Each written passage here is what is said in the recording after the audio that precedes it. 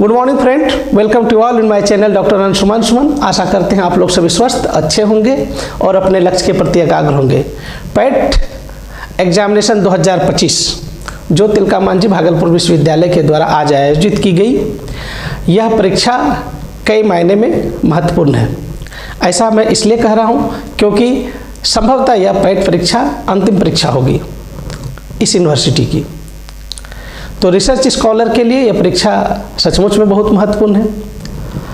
परीक्षा में जो प्रश्न पूछे गए इसमें भी कुछ बदलाव देखे गए, जिसमें आप देखे होंगे कि रिसर्च एप्टीट्यूड के जो क्वेश्चन पहले ज़्यादा होते थे उसके जगह पर इस बार टीचिंग एप्टीट्यूड से क्वेश्चन पूछे गए।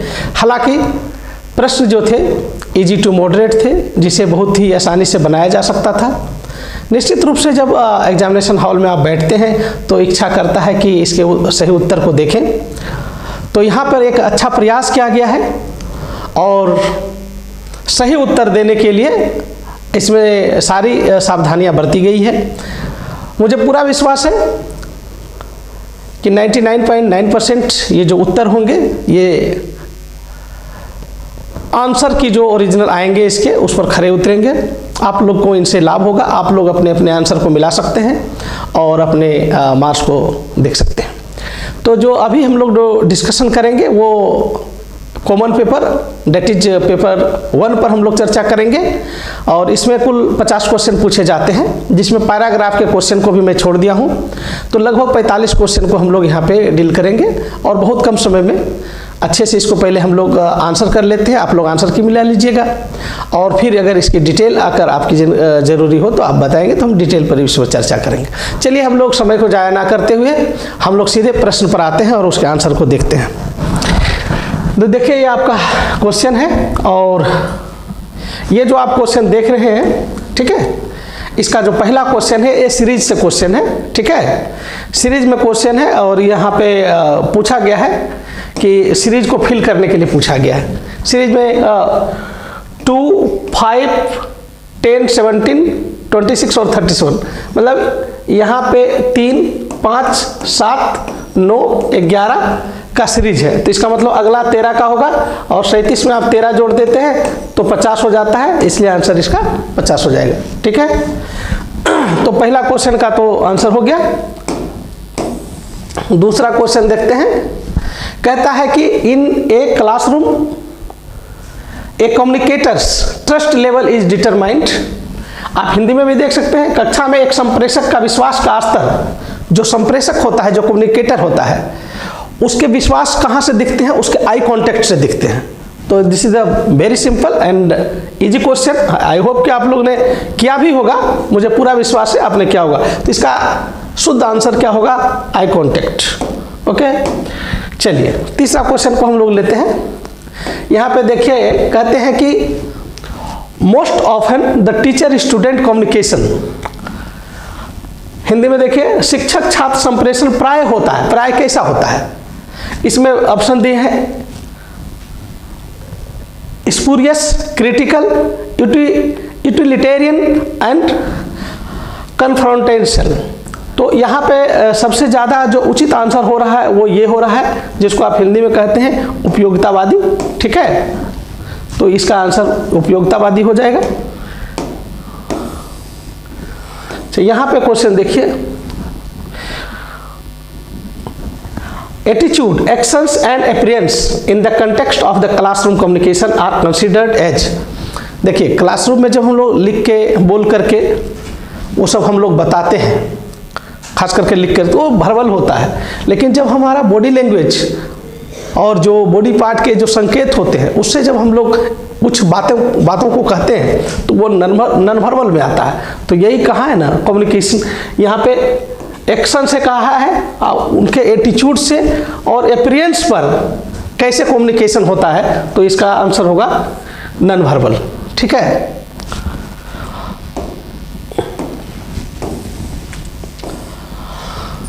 अभी 4 क्वेश्चन हो गए आपके। अभी ये पैराग्राफ का क्वेश्चन है नहीं, अभी ये क्वेश्चन है आपका DI टाइप का। तो इसको देखते हैं। देखिए इसमें जो क्वेश्चन कहा गया है इसको एक बार पढ़िएगा तो बहुत इजी क्वेश्चन है, ये बहुत टफ क्वेश्चन नहीं है। इसका फार्मूला भी पहले से ही दिया हुआ है, ठीक है। और इसमें ये कहा गया है ना कि कंपनी ए और बी है और ईयर वाइज इसके लाभ प्रतिशत यहाँ पे दिए गए हैं और उस पर क्वेश्चन पूछा है, ठीक है। तो इनका जो क्वेश्चन पूछा है कि यदि हिंदी में देखें तो यदि दो कंपनियों का कुल व्यय 2012 में 9 लाख रुपये था और ए बी के व्यय का अनुपात 2:1 था, ठीक है, तो उस वर्ष कंपनी की आय क्या था। तो जब आप निकालेंगे उसको कैलकुलेशन करेंगे तो 8.1 लाख आएगा। डिटेल में अगर जरूरी होगा तो आप लोग हमको अगर आप कमेंट करेंगे तो हम डिटेल में बना देंगे, लेकिन अभी आप 8.1 लाख देख लीजिए इसका आंसर, ठीक है। उसके बाद उसी क्वेश्चन में ग्राफ में ही दिखाया था कि एक कंपनी द्वारा अर्जित लाभ प्रतिशत कम है, किस वर्ष बी द्वारा अर्जित लाभ प्रतिशत कंपनी ए द्वारा अर्जित लाभ प्रतिशत से कम है। ये बहुत आसान क्वेश्चन था, हम देखे थे। तो यहाँ पे जब इसको देखिएगा ना तो ए और बी में जब कंपेयर करिएगा तो देखिए बी में यहाँ पे भी ज़्यादा है, ये ज़्यादा है, ये भी ज़्यादा हो रहा है बी में जाके, ये भी ज़्यादा हो रहा है, सिर्फ ये वाला 45 से 35 हो जा रहा है। तो ये कब है, 2013 में है। तो ये बहुत इजी था, सवाल को देखना है नहीं था, इसको इजी से बना सकते थे। 2013 हो गया, ठीक है। और कंपनी बी द्वारा अर्जित लाभ की औसत प्रतिशत क्या है, तो औसत निकालने के लिए आप लोग सिंपल जानते हैं, सबको जोड़ दीजिएगा बी वाला लाभ को और 5 से भाग दीजिएगा तो 38% आएगा। तो ये बहुत आसान क्वेश्चन है। फिर ये क्वेश्चन है प्रोपोजिशन से कि if the proposition all thieves are poor is false. Hindi में आप लोग देख लीजिए, यदि यह अभिकथन कि सभी चोर गरीब होते हैं, कह रहा है कि सभी चोर गरीब होते हैं, गलत है। इसका मतलब क्या है, सभी चोर गरीब नहीं, कुछ चोर अमीर भी हो सकते हैं। तो इनका एग्जैक्ट आंसर सत्य क्या हो सकता है, तो हम लोग क्लास में तो बहुत बात किए थे, लेकिन अभी फिर भी आप देख लीजिए इसका आंसर में जो यहाँ पे है कि सभी चोर गरीब होते हैं, गलत है। तो इसका मतलब कुछ चोर गरीब होते हैं, ये तो बहुत ज़्यादा जस्टिफाइड नहीं लग रहा है, लेकिन ये बहुत जस्टिफाइड लग रहा है कि कुछ चोर गरीब नहीं होते हैं। वो जब कह रहा है कि सभी चोर गरीब नहीं होते हैं, गलत है, इसका मतलब कुछ चोर गरीब नहीं होते हैं, तो ये 100% सही होगा। समझ गए, कुछ चोर गरीब नहीं होते हैं।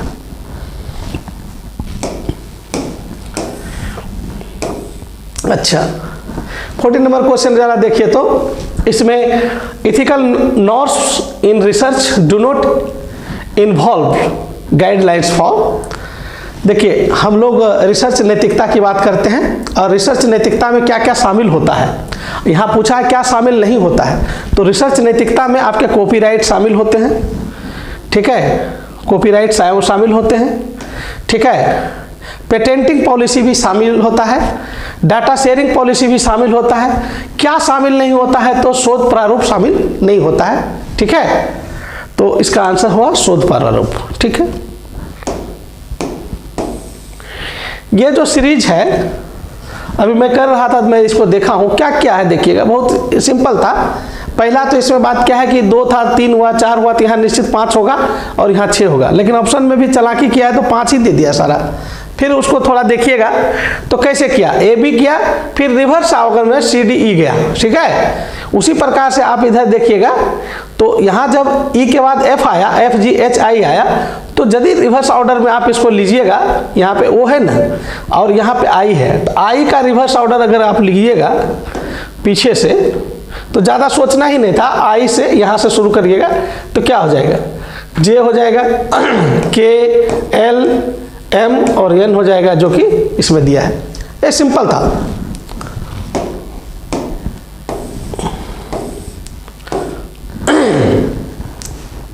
यहाँ पे देखिए ये ब्लड रिलेशन से क्वेश्चन था, इसको यदि आप हल करिएगा तो जब आप हल करते हैं तो हिंदी में अगर कहें तो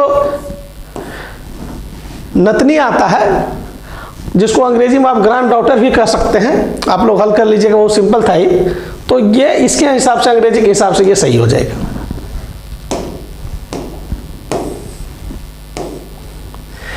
ये देखिए ये क्वेश्चन था, ये भी बहुत सिंपल क्वेश्चन था ये यहाँ भी थोड़ा देर एक सेकेंड में कर सकते हैं। कहता है कि एक व्यक्ति अपने सामने की ओर 10 मीटर चलता है और दाहिनी ओर 10 मीटर फिर चलता है। अब व्यक्ति अपने सामने को ओर 10 मीटर, मान लीजिए सामने को ओर इधर चला, ठीक है, और ये 10 मीटर चला, ठीक है। एक व्यक्ति सामने की ओर 10 मीटर चला और अपनी दाहिनी ओर 10 मीटर चला, फिर ये 10 मीटर यहाँ चला, ठीक है। फिर वह अपनी बाईं ओर, ठीक है, फिर वह अपनी बाईं ओर मुड़कर, तो यहाँ बाईं ओर मुड़ गया और ये 5 मीटर चला, ठीक है, 5 मीटर चला, फिर ये 15 मीटर चल गया बाईं ओर, समझ गया। तो ये तो 10 मीटर, ये तो 5 मीटर हुआ, फिर कहता है ये 15 मीटर आ गया, फिर यहाँ आ गया, तो वो कितना दूर में, तो यहाँ से कितना दूर है ये दूरी, ये 5 मीटर हो गया, ठीक है। अच्छा, ये क्वेश्चन देखिए, ए से बी शहर 2 रेल टिकट और ए से सी शहर 3 रेल टिकट, और उसको जोड़िए तो 177 होता है। तो इसको बहुत इजी कैलकुलेशन कर सकते थे। मान लीजिए ए से बी का, हम अभी इसका खाली समीकरण लिख देते हैं, आप लोग हल कर लीजिए, ठीक है।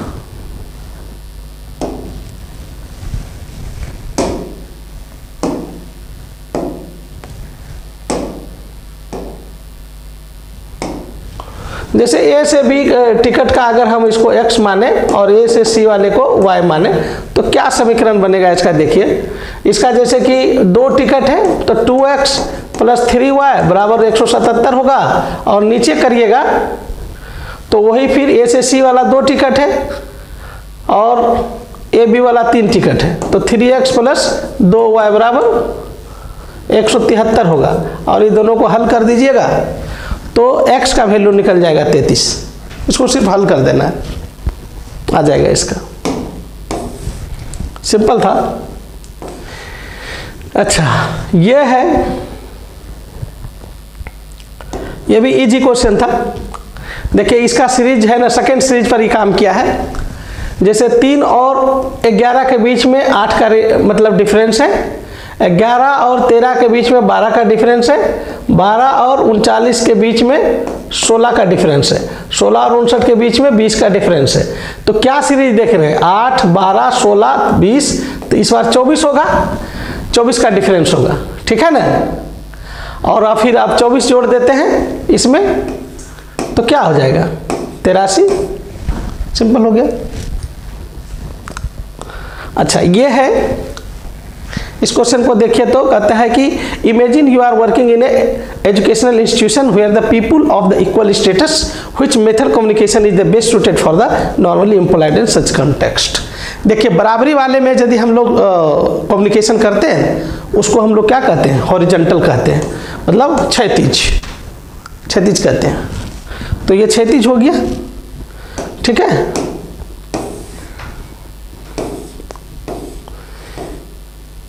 अच्छा, ये देखिए फिर कहता है एवरी कम्युनिकेटर हैज एक्सपीरियंस।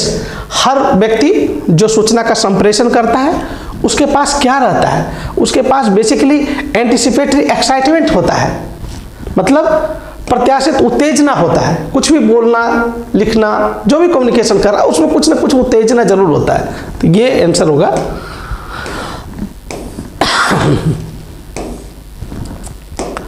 अच्छा, यहाँ पे देखिए कहता है a teacher select the best option to ensure your effective presence in the classroom.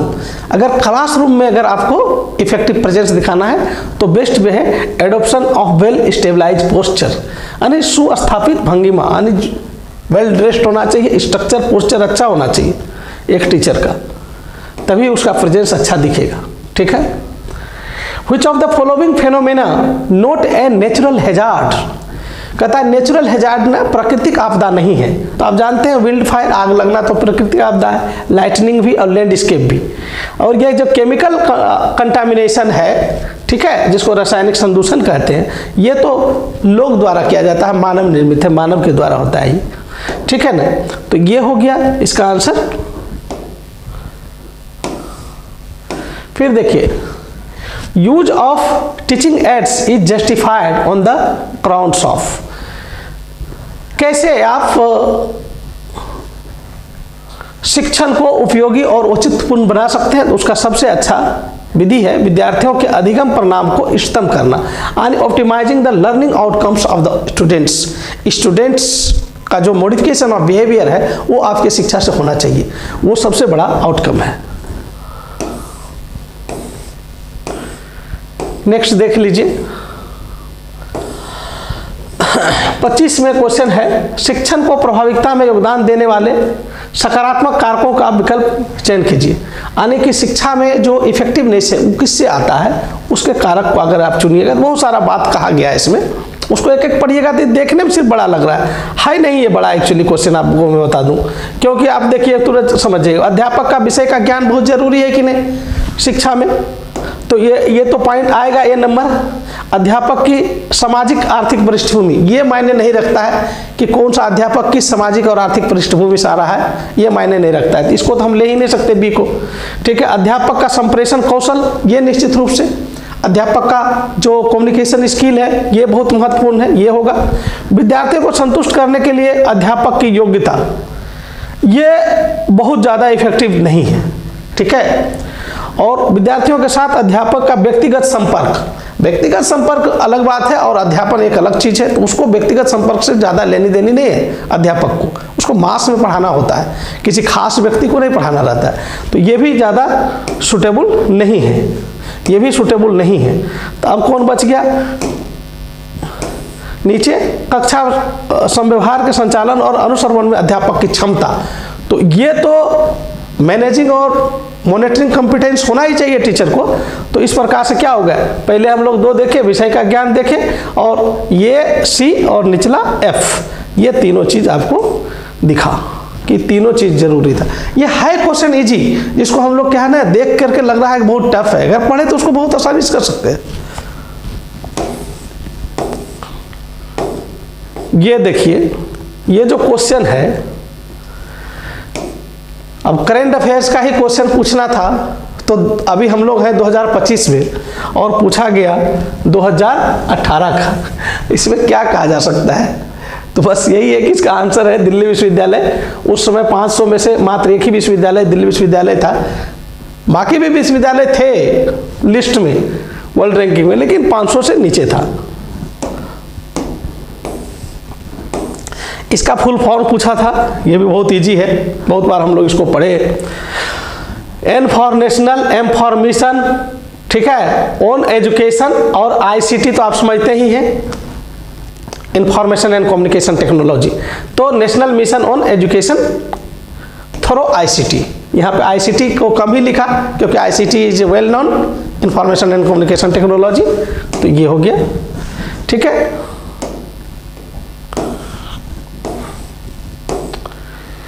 ये देखिए क्वेश्चन पूछा गया है कि the citizen charter is an instrument which seeks to make an organisation. Citizen charter से, ठीक है, सिटीजन चार्टर संगठन को क्या देता है, मतलब उसमें क्या अच्छाई लाता है सिटीजन चार्टर।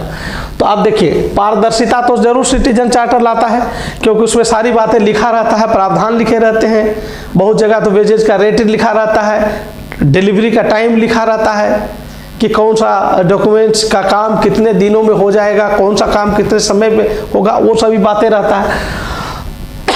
तो पारदर्शिता तो है भी, साथ साथ उत्तरदायी भी है और एक्सेसिबल भी बनता है, लेकिन दिस इज नॉट फॉर्मल। तो इसमें हम लोग क्या कर सकते हैं, ये तो गारंटी के साथ, बी भी गारंटी के साथ और डी भी गारंटी के साथ, तो ये भी डी यहाँ भी दिया हुआ है। ठीक है, तो ये हो गए आपके आंसर। फिर 29 में देखिए, कहते हैं कि निम्नलिखित में किस राज्य में भारत का प्रथम राष्ट्रीय रेल परिवहन विश्वविद्यालय खोला गया। तो गुजरात में खोला गया, और जानते हैं इसका नाम अभी गति शक्ति विश्वविद्यालय हो गया है। ठीक है,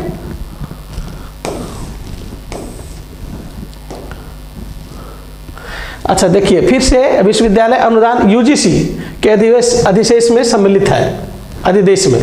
अभी क्या है, इस क्वेश्चन को जब देखते हैं आप लोग तो कई बार है ना घबराहट आ जाता है, पता नहीं इतना पॉइंट, उसके बाद ABCD चुनो, नहीं चुनना है, आपको अच्छा नहीं लगता है क्वेश्चन को। लेकिन यदि मैं बोलता हूँ, मैं कई बार क्लास में भी बोलता हूँ, इसको यदि आप अगर ईमानदारी से खाली एक बार पढ़ लीजिएगा तो 1 सेकेंड में आंसर ये हो सकता है। लेकिन यूजीसी क्या करती है, देखिए विश्वविद्यालय कॉलेजों को अनुदान देता है, दैट इज ओके।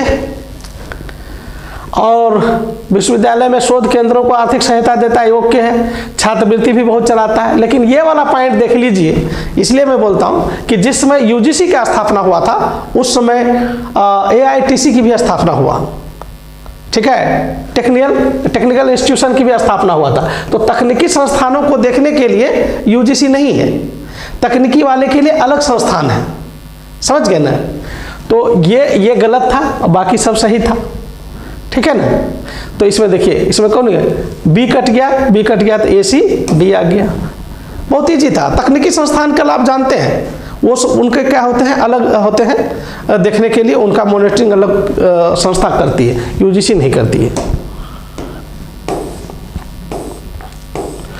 फिर देखिए, कंप्यूटर से संबंधित कार्यों में प्रयोग हेतु यूएसबी बहुत सिंपल है, इसका फुल फॉर्म लिखना था।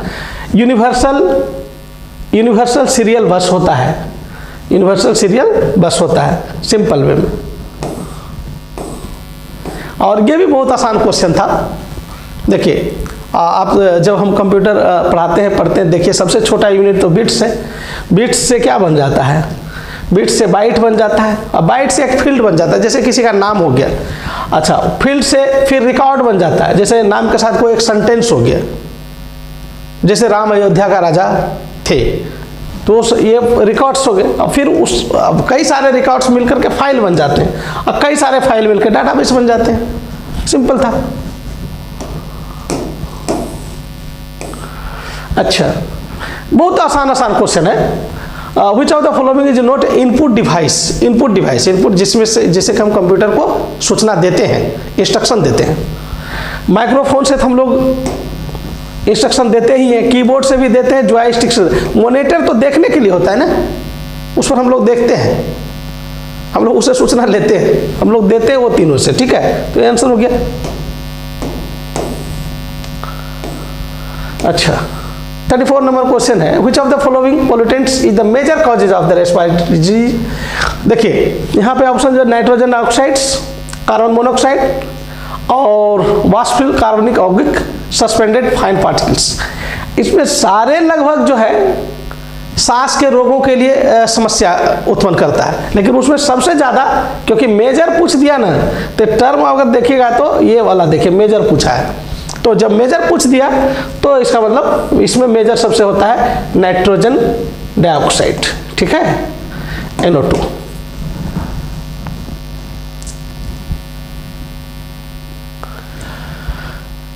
अब आ जाइए नेक्स्ट क्वेश्चन।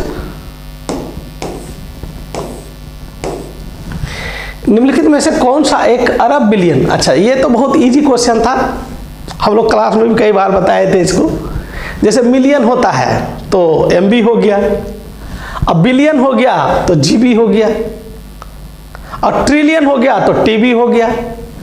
तो जैसे टेराबाइट है तो ये ट्रिलियन है, और ये हो गया बिलियन, और ये हो गया मिलियन। तो बिलियन वाला पूछा है, देखिए बिलियन वाला पूछा है, बिलियन वाला ये हो गया।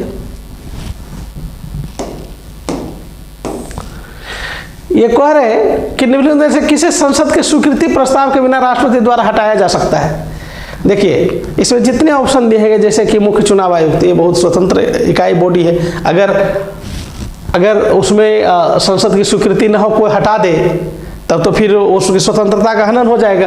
उसी प्रकार से कैग को नहीं हटाया जा सकता, उच्च न्यायालय के न्यायाधीश को नहीं हटा सकता। लेकिन आप लोग आए दिन देखते होंगे कि राज्यपाल को एक राज्य से दूसरे राज्य देने के लिए संसद में कोई बहस नहीं होता है, उसको राष्ट्रपति अपनी इच्छा के अनुसार से एक राज्य से दूसरे राज्य में या उसको हटा भी सकते हैं। तो उसका आंसर है राज्य का राज्यपाल। इसके बाद देखिए, ये जो शब्द है निम्नलिखित में कौन सा भ्रष्टाचार शब्द के परिधि में आता है। देखिए भ्रष्टाचार का जो डेफिनेशन है ना, डे बाय डे ये ब्रॉड होते चला जा रहा है।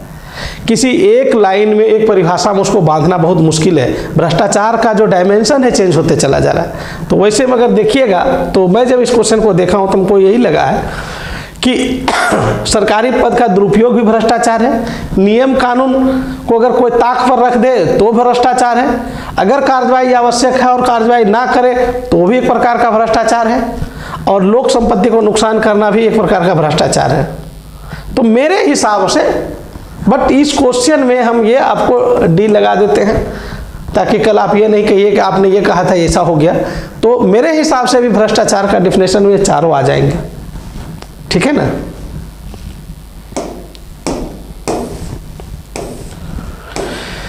फिर नेक्स्ट आ जाइए, कौन सी प्रदूषक गैस प्राकृतिक रूप से औद्योगिक गतिविधि के परिणाम के स्वरूप उत्पन्न नहीं होता है। देखिए, उद्योग में तो नाइट्रस ऑक्साइड होता ही होता है, मीथेन गैस भी बनता है, कार्बन डाइऑक्साइड गैस भी बनता है। सीएफसी क्लोरोफ्लोरोकार्बन नहीं बनता है उद्योग में, क्योंकि ये जनरली आपके रेफ्रिजरेटर से, फ्रिज इत्यादि से निकलता है सीएफसी। आप जानते हैं सीएफसी जो है ओजोन लेयर को भी डिप्लीशन में बहुत महत्वपूर्ण भूमिका निभाता है।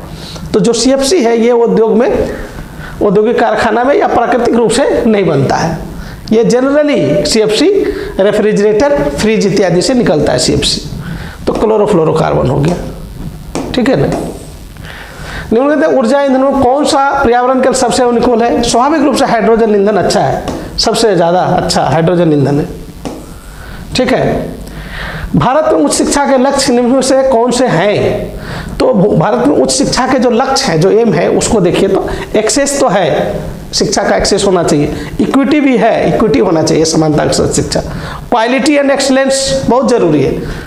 अभी तो जो नेशनल एजुकेशन पॉलिसी 2020 है उसमें तो सब क्लियर है, रेलिवेंसी भी चाहिए, वैल्यूड बेस्ड एजुकेशन चाहिए। लेकिन ये वाला जो लिखा हुआ है कंपल्सरी एंड फ्री एजुकेशन, ऐसे हालांकि 21A आर्टिकल जो है अपने भारतीय संविधान में वो प्रावधान करते हैं 6 से 14 साल के बच्चे के लिए कंपल्सरी एंड फ्री एजुकेशन, लेकिन सबके लिए नहीं करता है। तो यहाँ पे जो कह रहा है कि एम ये होगा, ये नहीं है। अभी हो सकता है बाद में ऐसा करे, लेकिन अभी तो ये एम में नहीं है, लेकिन ये सारा अभी एम में है। तो इसका आंसर सिर्फ एफ को छोड़ करके बाकी सभी हो जाएगा। तो इसका आंसर ये एफ को छोड़ करके ये है इसमें सब, ठीक है। निम्नलिखित राज्यों में से किस राज्य की लोकसभा सीटों की संख्या सर्वाधिक है। तो दिए गए निम्नलिखित में से पूछा है। ऐसे तो सर्वाधिक तो आप जानते हैं यूपी का है, लेकिन यूपी तो ऑप्शन में है नहीं, तो इस आधार पर महाराष्ट्र सही होगा, क्योंकि महाराष्ट्र में 48 है, तमिलनाडु में 39 ही है, ठीक है। अच्छा, इस क्वेश्चन को जरा देखिए तो, निम्नलिखित विश्वविद्यालय में से किसे फरवरी 2017 में सर्वश्रेष्ठ केंद्रीय विश्वविद्यालय कुलाध्यक्ष विजिटर का पुरस्कार मिला। तो ये भी फिर वही बात है। अब हम इस पर प्रश्न चिन्ह नहीं उठाना चाहते हैं कि करंट पूछना था तो 2017 का पूछना था कि 2025 का पूछना था, ठीक है। लेकिन इसका आंसर है जवाहरलाल नेहरू विश्वविद्यालय, JNU। चलिए नेक्स्ट ये क्वेश्चन देखिए, कंप्यूटर से क्वेश्चन जो भी पूछे गए ना बहुत इजी थे, कम्युनिकेशन से भी क्वेश्चन बहुत इजी थे। बस इस बार पैटर्न में जो चेंज हुआ थोड़ा वही ये था कि रिसर्च मेथोडोलॉजी के जगह पर टीचिंग एप्टीट्यूड पूछा गया, बस इतने सा अंतर था। बाकी क्वेश्चन बहुत इजी है। What is the name of the web page address. Web page address को क्या कहते हैं, जनरली URL कहते हैं उसको, ठीक है।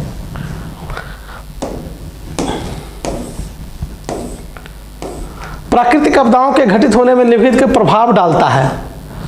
प्राकृतिक occurrence of natural hazards is affected by, किसके द्वारा अफेक्टेड होता है। तो श्योरली है कि अगर आप लैंड यूज को चेंज करिएगा तो उससे इफेक्ट होगा। कंस्ट्रक्शन करिएगा, जल निकास और निर्माण करिएगा तो उससे नेचुरल हैजार्ड्स आता है। क्लाइमेट चेंज से तो आता ही आएगा, ओजोन डिप्लेशन से नेचुरल हैजार्ड्स नहीं आता। हाँ, ये मानव पर तो बुरा प्रभाव पड़ता है, जैसे कि त्वचा कैंसर हो जाएगा इससे, रेडिएशन से, समझ गए। लेकिन नेचुरल हैजार्ड्स इससे नहीं होता है, इसलिए ये इसको छोड़ दीजिए सी को, और बाकी सभी आ जाएंगे। Occurrence of natural hazards affected by सब आ जाएंगे, सी नहीं आएंगे। तो A, B, D हो जाएंगे इसका आंसर। ओके,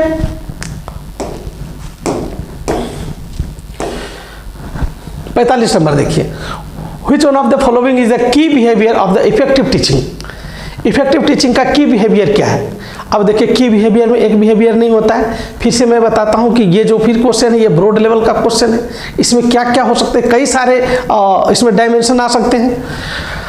ऑप्शन दिया है कि इन्होंने कौन सा प्रभावी शिक्षण के प्रमुख व्यवहार हैं। देखिए इसमें तो फिर एक बात लगा दिया, हालांकि ये प्रमुख व्यवहार पूछा है तो इसमें वर्ड एक जो क्या which of the following is the key behaviour, और हिंदी में जो करता है ना प्रमुख व्यवहार, ये थोड़ा सा क्वेश्चन को क्लियर कर देता है।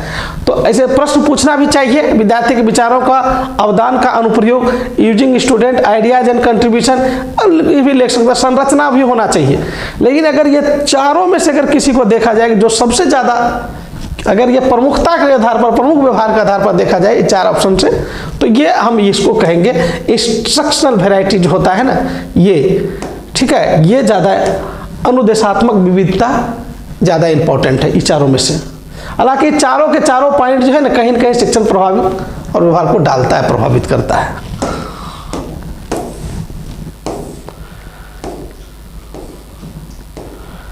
ये क्वेश्चन है, from the list given below the identify the learner characteristics which would facilitate teaching learning system to become effective, choose the correct code of the indicate your answer. ये भी आसान question है, देखने में सिर्फ आपको भारी लग रहा है, आप एक बार पढ़ के देखिए। विद्यार्थी का पूर्व अनुभव, ठीक है, विद्यार्थी का पारिवारिक वंश परंपरा से तो कोई लेनी देनी नहीं है सॉरी। तो जो देखिए जो नहीं होने वाला है ना उसको एक बार अगर आप काट देते हैं, जैसे बी कट गया, ठीक है ना, तो बी तो हो ही नहीं सकता। उसके बाद देखिए विद्यार्थी का एप्टीट्यूड ऑफ द लर्नर, ये तो देखिए डिपेंड करता है कि अगर कोई लर्नर अच्छा है, कोई अच्छा से लर्न कर रहा है, कोई ध्यान नहीं दे रहा है, तो उस पर डिपेंड करता है। तो ए और सी तो होगा, ठीक है। अब रही बात, ये तो नहीं होगा, ये भी होगा। विद्यार्थी के विकास की अवस्था, ये बहुत ज़्यादा मायने नहीं रखता है, ठीक है। विद्यार्थी के विकास की अवस्था, और मान लीजिए देखिए विद्यार्थी अगर मान लीजिए 2 साल का है और विद्यार्थी अगर बड़ा है तो उसमें फर्क पड़ेगा, तो ये डी भी इंपॉर्टेंट होगा, ठीक है। और विद्यार्थी के खाने की आदत से पढ़ने का कोई मतलब ही नहीं है, तो ई नहीं होगा। और जैसे अगर देखिए हमको बहुत ज़्यादा नहीं भी पता रहता, अगर इसी को अगर हम पकड़ लेते फूड हैबिट्स को, फूड हैबिट से डिपेंड नहीं करता है एजुकेशन, तो उसको अगर फूड हैबिट पकड़े तो ई है, ई में तो ई और ये कट ही जाता है, तो आराम से हम इसको क्या कर सकते हैं, एलिमिनेशन मेथड लगा करके भी इस आंसर पर पहुंच जाते हैं। और विद्यार्थी की धार्मिक संबद्धता, ये भी तो नहीं होता, एफ यहाँ नहीं होगा तो ये कट गया, तो इसका आंसर हो गया 2, ठीक है। बहुत इजी था, इसको पढ़ेंगे तब ना आसान होगा। अच्छा, ये क्वेश्चन को देखिए, यह कथन कंप्यूटर आधारित सूचना प्रणाली का अध्ययन, अभिकल्प, विकास, क्रियान्वयन, प्रयोजन और या प्रबंधन, विशेषता सॉफ्टवेयर अनुप्रयोगों और कंप्यूटर हार्डवेयर से संबंधित है। ये क्या है? सब कंप्यूटर सॉफ्टवेयर से संबंधित आईसीटी है, अभी यही तो कह रहे थे, सूचना पर। इसको यहाँ पे इंग्लिश देख लीजिए, इसका इजी है, इंफॉर्मेशन एंड कोलैबोरेटिव टेक्नोलॉजी, ठीक है, यही है, वही जोड़ता है हार्डवेयर सॉफ्टवेयर सबको। अच्छा, ये वाला क्वेश्चन वेरी सिंपल, हम तो कई बार क्लासरूम में ये सब बताए कि an unsolicited email message send to the many recipient, एक ही बार में, ठीक है, कई प्राप्तकर्ताओं को तुरंत भेजा गया अचयनित ईमेल को हम स्पैम कहते हैं, ठीक है। और उसके बाद देखो the process of copying the file on the CD, यदि सीडी पर कोई फाइल को हम कॉपी करते हैं तो उसको हम बर्निंग कहते हैं, ये भी बताया गया है क्लास में। और ये जो है लास्ट में देखिए, in certain code covalent is coded as a BWPD UOFL। Basically ये क्या क्या है ना, आधा यहाँ से जैसे कि आप एक बार इसको देख लीजिए, COVA है, ठीक है, इसको एक अलग यहाँ से A के बदला में B लिखा, यानी A के बाद B, और V के बाद क्या आता है, W आता है, O के बाद क्या आता है, P आता है, और फिर C के बाद क्या आता है, D आता है। ये देखिए है ना, तो उसी को इधर से लिखा BWPD ऐसे करके लिख दिया इधर। और इधर वाला को क्या किया है, इधर वाले में +1 किया, ठीक है, +1 किया। देखिए जैसे कि T में प्लस अगर 1 कर दीजिए तो ये 20 पर 21, तो ये U बन जाता है। N में एक जोड़िए, N के बाद O होता है, E के बाद F होता है और L के बाद M होता है, तो प्लस करके अपोजिट कर दिया। उस प्रकार से इसको यदि बैठाइएगा एलिफेंट को तो ये आ जाएगा। तो साथियों इस प्रकार से आज जो ये क्वेश्चन थे, 50 क्वेश्चन थे आज के पेपर 1 में, तो जिसमें मैं पैराग्राफ वाला अभी चूंकि टाइम टेकिंग था तो उसको मैं छोड़ दिया हूँ। बाकी सारे क्वेश्चन को अभी मैं सॉल्व कर दिया हूँ आपके लिए। इसमें ज़्यादा से ज़्यादा 1 या 2 क्वेश्चन में आंसर में अंतर हो सकता है, इससे ज़्यादा तो मुझे नहीं लगता है कि अंतर होगा। आप लोग अच्छा से मिला लीजिएगा। अगर इसकी डिटेल जानकारी के लिए आपको ज़रूरत हो तो आप हमको कमेंट बॉक्स में लिख दीजिएगा, तो उसका हम डिटेल भी दे सकते हैं। Thank you very much. इसी तरह आप मेरे साथ बने रहिए, चैनल को शेयर एंड सब्सक्राइब करते रहिए। Thank you very much.